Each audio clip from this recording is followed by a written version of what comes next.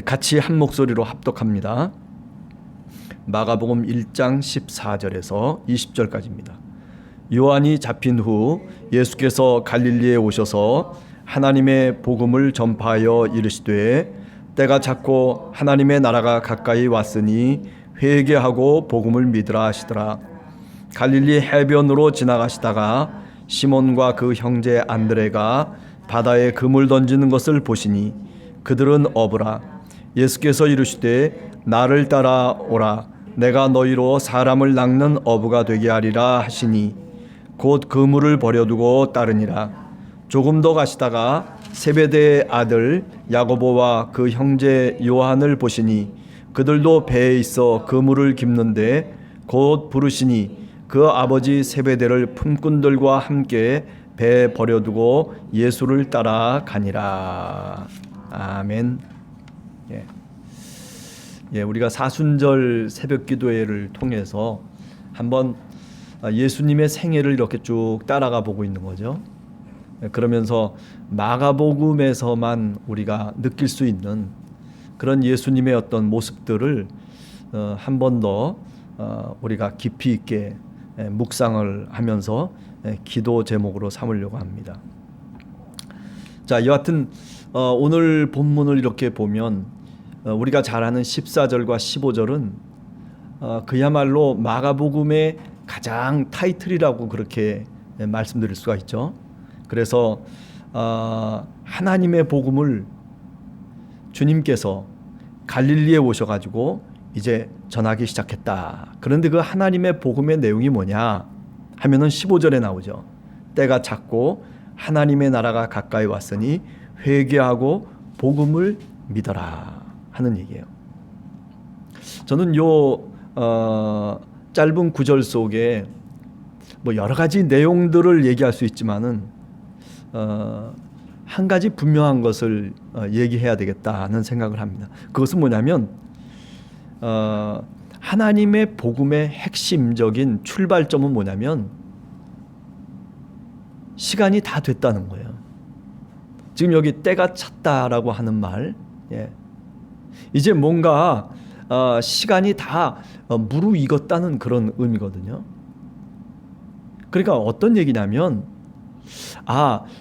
이제 하나님이 이 세상을 새롭게 하실 그때가 이제 다다랐다라고 하는 그런 의식이에요. 이걸 좀 요새 우리말로 한번 바꿔서 생각을 해본다면 아마 개인적인 종말을 생각하지 않았을까라는 생각을 해봐요. 종말에는 두 가지의 종말이 있죠. 하나는 개인적인 종말과 또 하나는 우주적인 종말이 있어요. 그런데 많은 사람들은 다 우주적인 종말을 많이 이야기하죠. 그러나 오늘 이 때가 찼고 하나님의 나라가 가까이 왔다라고 하는 이 말 속에는 오히려 오늘 우리들에게 적용할 수 있는 것은 개인적인 종말을 얘기할 수 있죠. 사람들이 영원토록 살 것처럼 그렇게 생각하거든요. 여러분들이나 저도 생각을 해봐요. 함께하는 교회를 처음 이제 시작할 때가 벌써 20년이 됐거든요. 자, 제가 그러면 앞으로 이 20년이라고 하는 세월이 지금 생각해 보면 너무나 짧은 것 같기도 하고 또는 쉽게 세월이 그냥 화살과 같이 쭉 지나가 버린 그런 어떤 생각도 그런 느낌도 받는데, 그런데 앞으로 20년 아마 또 그럴 거예요.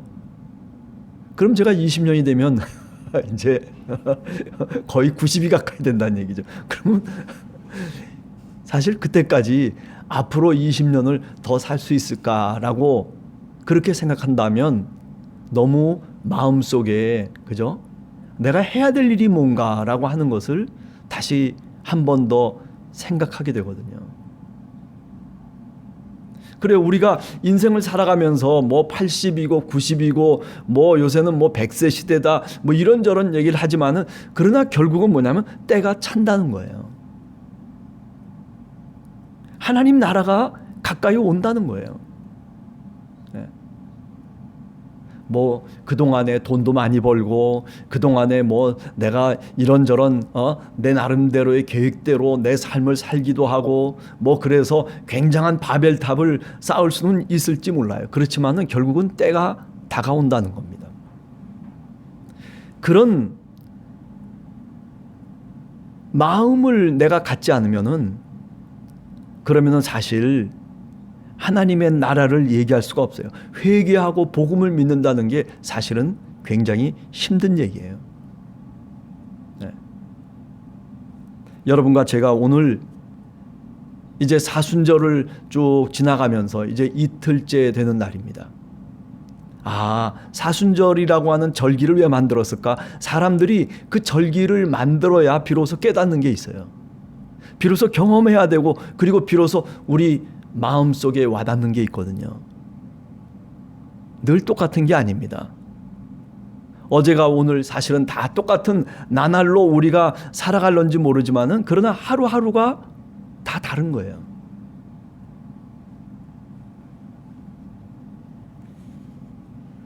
따라서 우리가 정말 복음을 온전하게 믿기 위해서는 뭐 회개하라 뭐 어쩌라 저쩌라 하는 얘기 이전에 내가 분명히 죽는다. 내 때가 분명히 다가온다 하는 개인적인 종말을 우리 스스로 한 번 더 우리 마음속에 다짐해 보면서 그러면서 우리가 그러면 나는 어떻게 살아가야 될 것인가? 그러면 나는 무엇을 목적으로 해서 내가 삶을 살아야 마땅할까 하는 그런 질문에 내 스스로 사실은 답을 해야 된다라고 하는 거죠. 이것은 예수 그리스도를 믿는 사람이나 믿지 않는 사람이나 사실은 똑같은 질문이라고 얘기할 수 있어요. 네. 자, 두 번째 생각할 수 있는 것은 16절 이하에 나오는 제자를 이제 부르시는 장면입니다. 네. 제자를 부르시는데 그런데 뭐 하나님의 섭리를 따라서 물론 제자를 불렸겠죠. 그런데 오늘 성경 말씀을 보면 갈릴리 해변으로 지나가시다가 그렇게 말씀하고 있어요. 지나가다가 만났다는 거예요. 어떻게 보면 우연히 만났다라고 하는 그런 뉘앙스가 사실은 이 16절에 더 강하게 성경 속에서 나타나고 있죠. 우연히. 저는 왜 이런 얘기를 하냐면은 그래 우연히 예수 그리스도를 만났어요. 누가? 베드로와 안드레와 그리고 야고보와 요한이 만났어요. 뭐 내가 만나고 싶어서 의도적으로 만난 게 아니고 계획적으로 만난 것도 아니에요. 그죠? 근데 그때 그 주님이 지나가시는 그때 문제는 뭐냐면 나는 무엇을 하고 있었느냐는 거예요. 여러분 우리가 하나님의 은혜를 받을 때도 마찬가지예요. 하나님의 은혜가 우리에게 임할 때에 그때 중요한 것은 뭐냐면 그때 나는 무엇을 하고 있었느냐는 거죠. 네. 여기 오늘 성경 말씀을 보면 시몬과 그리고 안드레 그들은 어부예요. 바다에다 그물을 던지는 것을 지나가시면서 누가 보셨어요? 예수님이 보셨다라고 하는 거죠.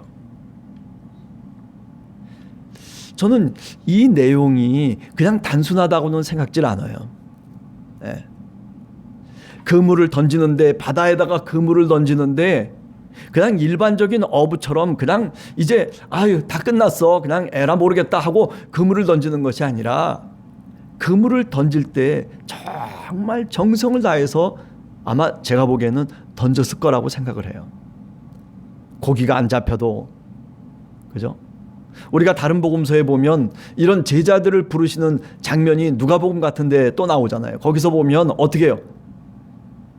주님이 오른쪽으로 그물을 던져라 해가지고 그물을 던져요. 그래가지고 고기가 잡히니까 어떻게 해요? 베드로가 넙죽 주님께 나와가지고 뭐라고 얘기합니까? 네, 내가 죄인입니다. 그러면서 주님의 제자로 말하자면 따라가기 시작하거든요. 그러니까 이 이야기 속에서 우리가 생각할 수 있는 것은 우리가 은혜 받을 만한 때가 분명히 우리에게 있는데 그때 중요한 것은 뭐냐면 나는 어떻게 삶의 태도를 갖고 살아가고 있었느냐라고 하는 것이 그 은혜를 담는 그릇이 될 수 있다는 거죠. 네.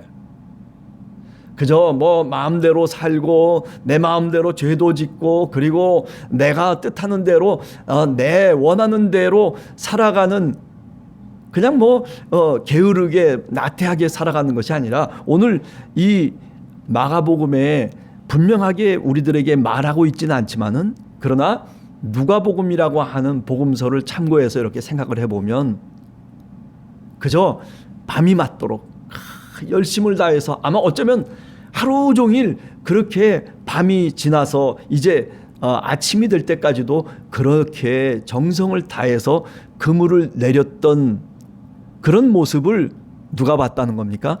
지나가던 주님이 봤다는 거죠. 네.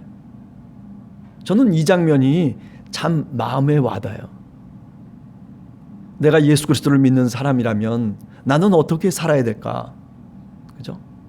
우리는 예수 그리스도를 믿고 난 다음에 하나님이 뭐 복을 주시고 하나님이 은혜를 주시고 하나님이 이런저런 것들을 하나님이 우리에게 베풀어 주신다는 것 맞아요. 그거 맞는 얘기죠.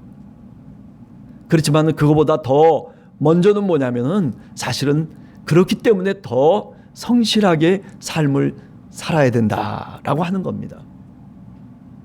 내가 살아가는 삶의 그 정한 시간이 어느 때인지 우리가 모르지만은 그러나 때가 찼고 하나님 나라가 가까이 왔기 때문에 나는 열심을 다해서 내가 내 삶의 자리 속에서 인생의 길을 살아가야 마땅하다라고 하는 거죠. 그게 바로 제자의 길이에요. 자, 오늘 성경을 보면 그렇습니다. 예수님이 그죠? 제자들을 찾아갔어요. 유대의 관습에 의하면은 스승이 제자를 찾아가는 법은 없어요. 오히려 제자들이 저기 스승이 있었고 저기 유명한 그 랍비가 있으니까 그러니까 제자들이 예수님을 찾아서 말하자면 나와야 마땅한데 그런데 반대로 지금 어땠어요? 유대교에서 얘기하는 랍비들이 가르치는 그런 교육 시스템과 제도를 갖고서 지금 주님이 찾아가신 게 아니에요. 그거와는 반대예요. 스승이 찾아갔어요. 누구를? 제자를 찾아가는 거예요. 또 더 나가서 그렇기 때문에 제자들에게는 그 주님이 찾아오심이라고 하는 게 사실은 은혜인 거죠. 내가 찾아가지도 않았는데 내가 아무런 공력도 없는데 내가 내 삶 속에서 내 일을 하고 있는데 그런데 주님이 찾아오셨단 말이에요. 그죠? 어저께도 우리가 그런 말씀을 나눴잖아요. 네. 주님이 찾아오신다는 거죠. 네. 오늘도 마찬가지예요. 그러니까 결국 우리가 자랑할 것이 없어요. 내가 베드로가 나는 이제 교회를 세우는 그런 중요한 역할을 하는 사도야. 나는 이렇게 될 것이야. 그렇게 됐다 손 치더라도 아니 부활하신 그리스도를 만나고 그리고 교회의 수장이 됐다 손 치더라도 왜 자랑할 것이 없느냐. 처음 부를 때부터 내가 찾아가서 내 공로로 내가 주님을 붙잡은 게 아니에요. 여러분 우리들도 다 사실은 그래요.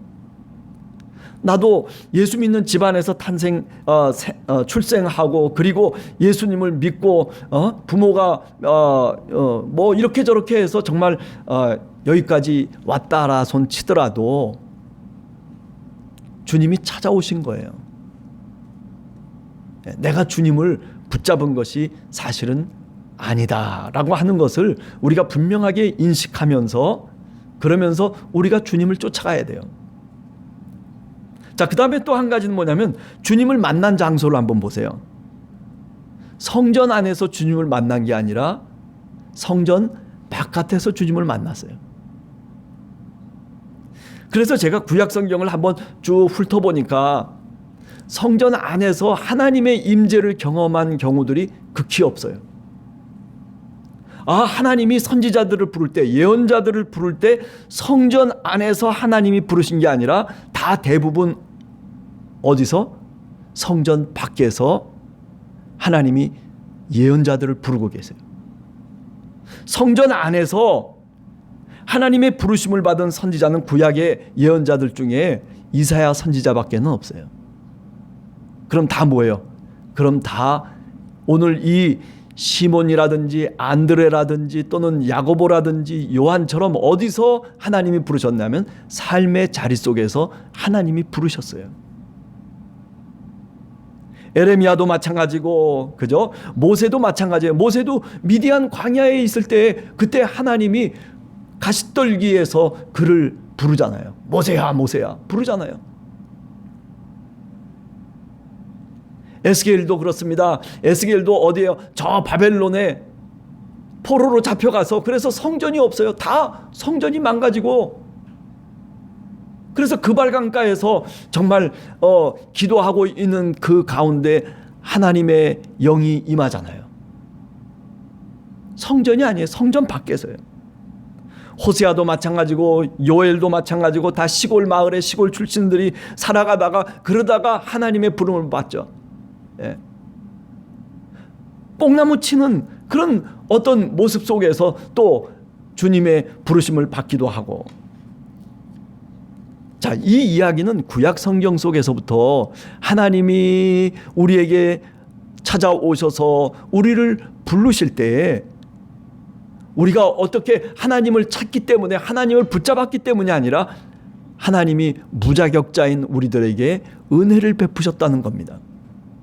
오늘 이 장면도, 예수님이 제자들을 찾아가는 이 장면도 그런 맥락 속에 있는 거예요. 그래요. 여러분과 저, 주님이 찾아오셔서 무자격자에게 이제 하나님의 자녀라고 하는 그런 엄청난 은혜를 우리에게 베풀어 주셨습니다. 그렇다면 내가 이제 이 사순절 기간을 지나면서 과연 무엇을 기도해야 될 것인가 하는 결론이 사실은 있어요.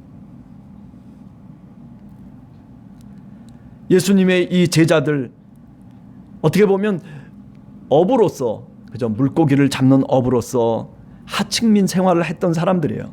날품팔이를 하고 하루하루 밑바닥 인생을 살아가면서 어떻게 하면 오늘 하루도 고기를 잡아서 그래서 내 가족을 부양할까, 그것을 근심하며 살아갔던 사람들이에요.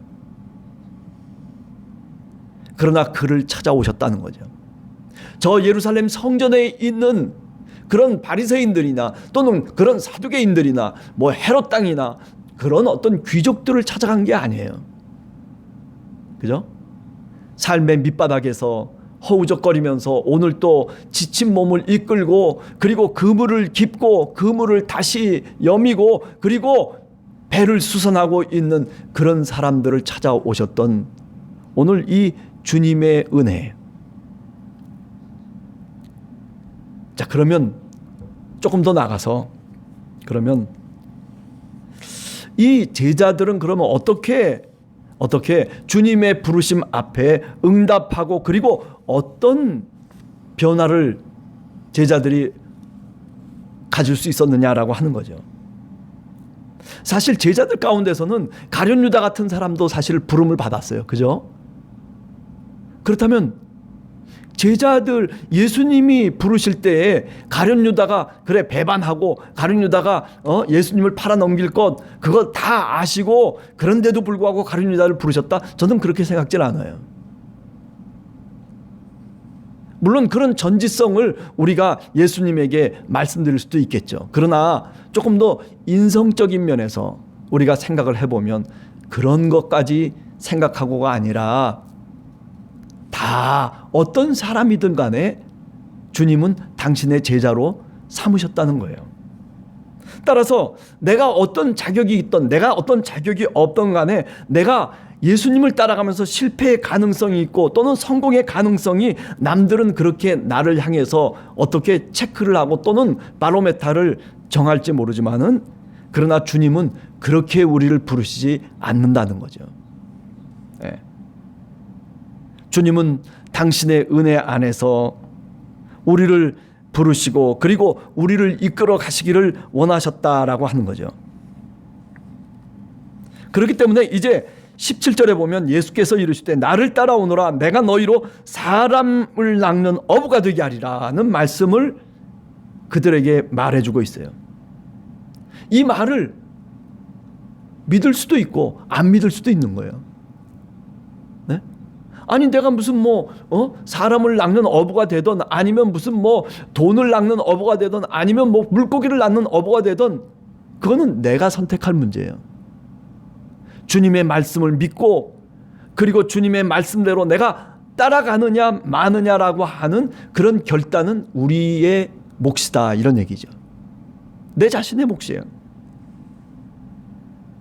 지금까지 물고기를 잡는 그 어부, 주님을 만남을 통해서 그분의 말씀을 내가 믿고 그리고 어떻게 되는 거예요? 정말 사람을 낚는 어부로 내가 내 의식을 바꿔야 되고 그리고 그렇게 내가 살기 위해서 애를 써야 되고 그 부르심의 말씀 앞에 내가 나를 변화시키는 책임이 누구에게 있냐면 바로 나에게 있다는 거죠.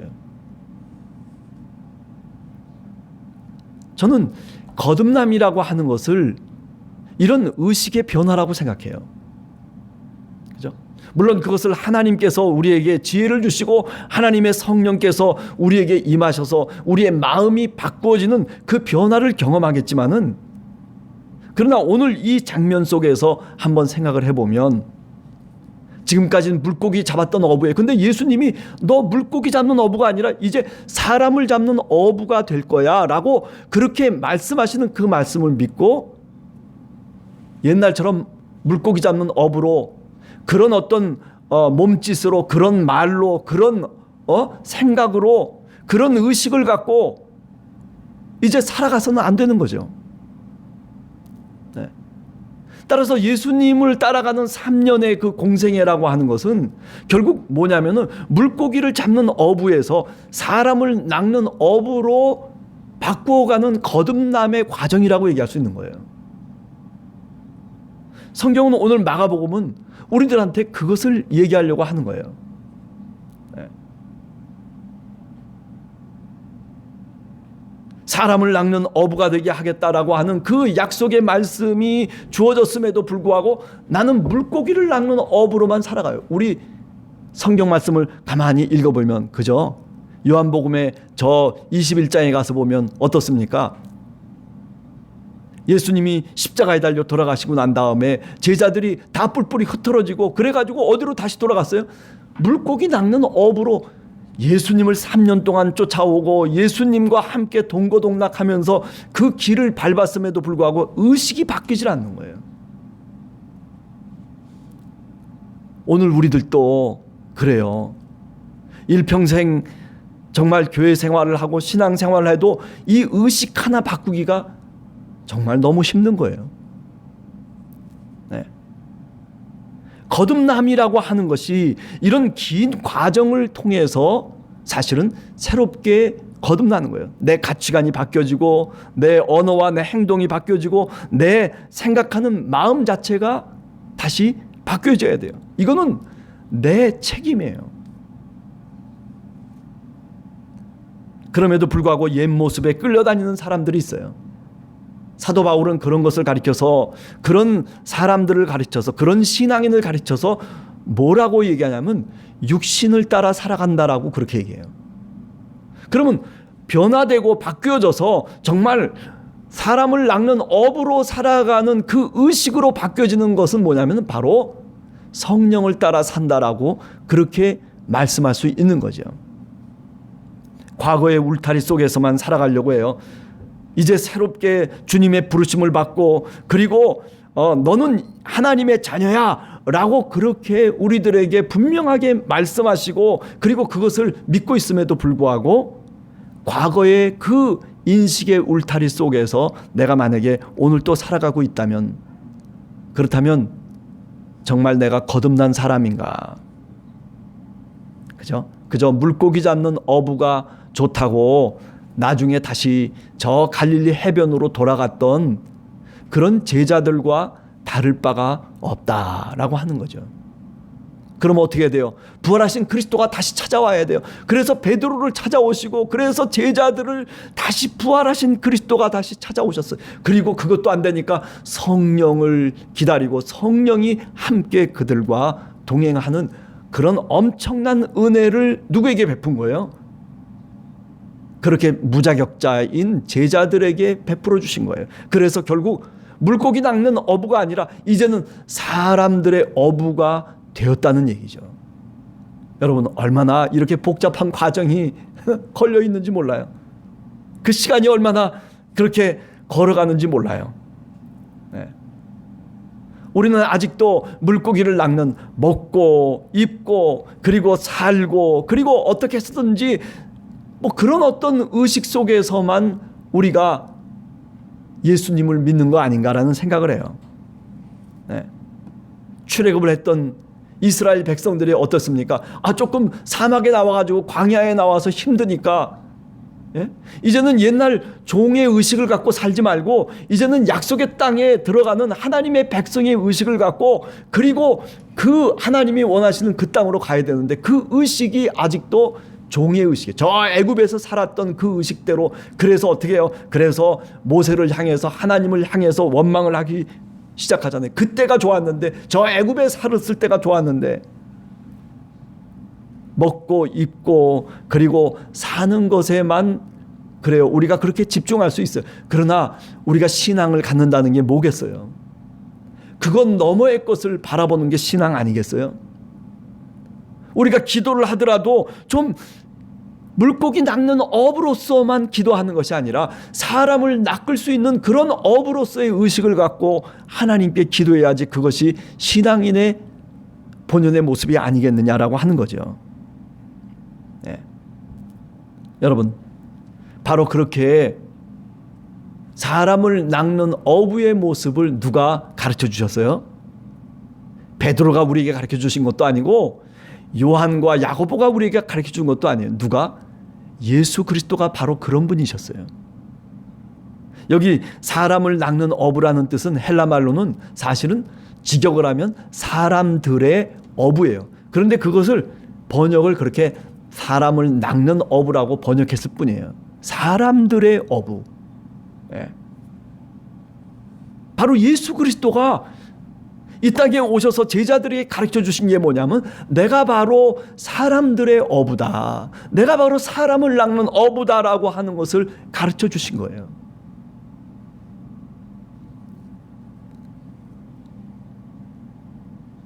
그래요. 오늘 하루를 살아가면서 여러분과 제가 적어도 이런 예수님의 모습을 생각하면서 기도하고, 또 그리고 내가 내 삶 속에서 정말 성실하게 내 힘을 다해서 살아갈 수 있는 그런 여러분과 제가 되기를 간절히 원합니다.